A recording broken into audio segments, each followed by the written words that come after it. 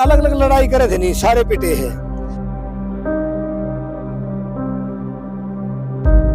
तो स्वामीनाथन आयोग की रिपोर्ट लागू करे तुरंत प्रभाव से C2+50 से लड़ने के लिए हमें यूनिटी चाहिए और यूनिटी के लिए संयुक्त मोर्चा चाहिए। पहले तो हमारे पंजाब वाले ने जचाया था, लेकिन हमने जचाना है गया।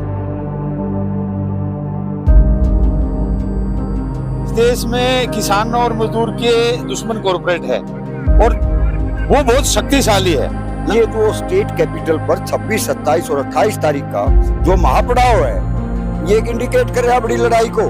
किसान भी हमारे साथ है। 3 दिन का जो लगातार एक आंदोलन चला हुआ है, क्या नई दिशा देगा ये किसान मजदूर की एकता? तो सर एक बार अपना नाम बता दीजिए। जोगिंदर मैयड़। जोगिंदर सर, 13.5 महीने का आंदोलन चला किसानों का। मजदूर किसान एकता स्टेज पे दिखती थी, नारों में दिखती थी, आज कहीं ना कहीं जमीन पे दिख रही है। मजदूर भी शामिल है, किसान भी शामिल है। ये नई दिशा, क्या नई दिशा देगी आने वाले टाइम में? देखो छोटे भाई, ये नई दिशा नहीं है, ये पुरानी चली आ रही है। किसान कर मजदूर का मेल है शुरू से, लेकिन अब हमने लड़ाई लड़ने की जरूरत पड़ेगी। किसान और मजदूर कर्जदार बना दिया सरकारों ने। मारा के खोट था जब अन्य को नहीं आ करता पैदा, दूसरे देश धमकाया करा कर दे। जब लाल बहादुर शास्त्री ने देखा और नारा दिया, अगर भाई अपना अन्न अपने देश में पैदा करो, किसान जुट गया। 40 मन किलो की, 50 मन किलो की पैदा करने लग गया।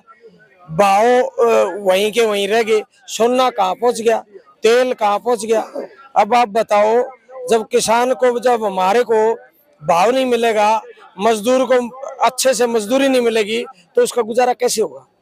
तो इसलिए अब ये 3 दिन का सांकेतिक अपने यहाँ चंडीगढ़ पंचकुला में 3 दिन का हम महापड़ाव चल रहे हैं। आज तीसरा दिन है और सरकार को हम चेताने आए हैं कि भाई सरकार समय रहते, अगर उनके अच्छे दिन हैं, अगर वो अच्छे दिन चाहते हैं, समय रहते मान जाए और हमारी मांगे मान ले। हमारी ज्यादा मांगे नहीं है, मोटी मोटी मांगे हैं। तो स्वामीनाथन आयोग की रिपोर्ट लागू करे तुरंत प्रभाव से C2+50। अगर स्वामीनाथन की रिपोर्ट अगर मोदी ने हामी भरी थी, अगर वो आज लागू हो जाती तो हमारी कम से कम भी 5,000 रुपये क्विंटल आज गेहूं का रेट होता, 10,000 रुपये क्विंटल जीरी का रेट होता, 1,000 रुपये क्विंटल गन्ने का रेट होता, 20,000 रुपये क्विंटल हमारा कपास का रेट होता, 10,000 रुपये क्विंटल सरसों का होता। इसी तरह बाजरे का भी 5,000 रुपये क्विंटल होता और किसान मरता नहीं।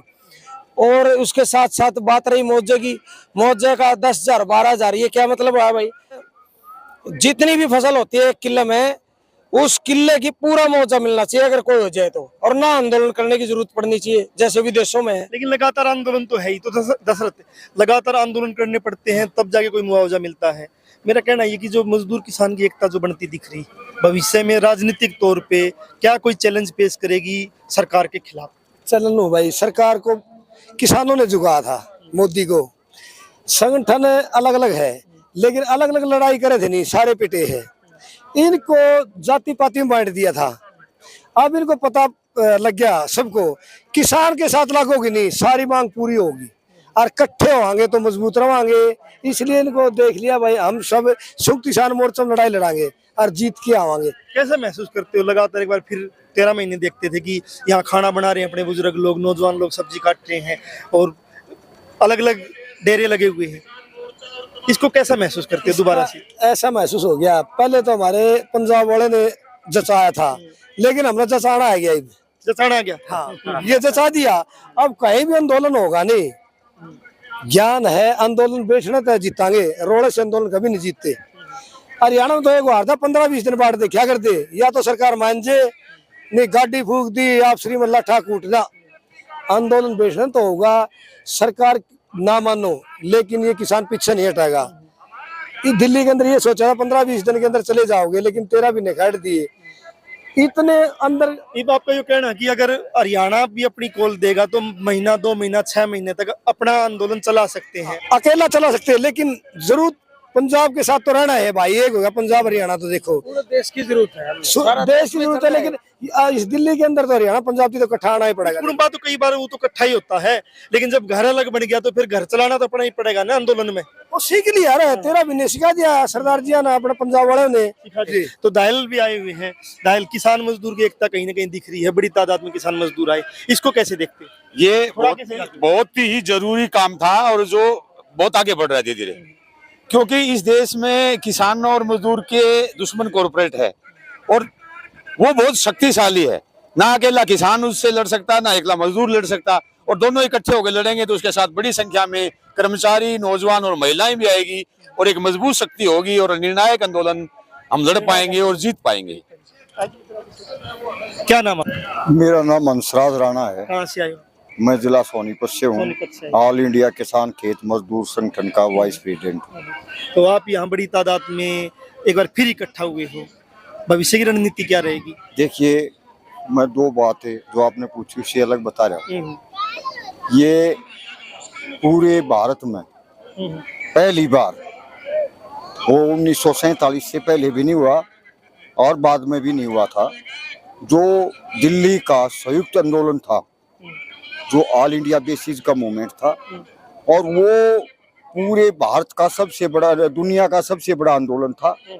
और उस आंदोलन ने मसाल का काम किया है हर जगह के आंदोलनकारी के लिए। भारत की जनता को उसने दिखाया कि भी वास्तव में जो समस्याएं हैं उनका कारण है, और वो जो है इस देश की पूंजीवादी व्यवस्था है। असली दुश्मन पूंजीपति है। ये किसान मजदूर कमेरे वर्ग ने उसकी पहचान कर ली, और उसका एक एग्जाम्पल मैं बताता हूँ कि भारत की तमाम स्टेटों में वो मूवमेंट था, चाहे वहाँ सरकारें किसी की भी रही हों। जो स्टेट कैपिटल थी वहाँ भी जो है बड़ी सभाएं हुई, जुलूस हुए, मार्च निकाले गए, सारी चीज हुई है वहाँ। और विदेशों में भी उसमें जो है एम्बेसियों के सामने जो है धरने प्रदर्शन हुए हैं। कई पार्लियामेंटों में जो है विदेशों की में जो है ये मांग की गई है, और यूएनओ का दखल उसमें आया, सारी बातें वहाँ आई। और ये जो अब जो पैटर्न है मूवमेंट का, पैटर्न 2021 से बदल गया। क्या बदल गया? तमाम पीड़ित पक्ष ने ये जान लिया कि भी ये तो समस्याएं हैं, ये तो पूंजीवाद की देन है, और इससे लड़ने के लिए हमें यूनिटी चाहिए, और यूनिटी के लिए संयुक्त मोर्चा चाहिए।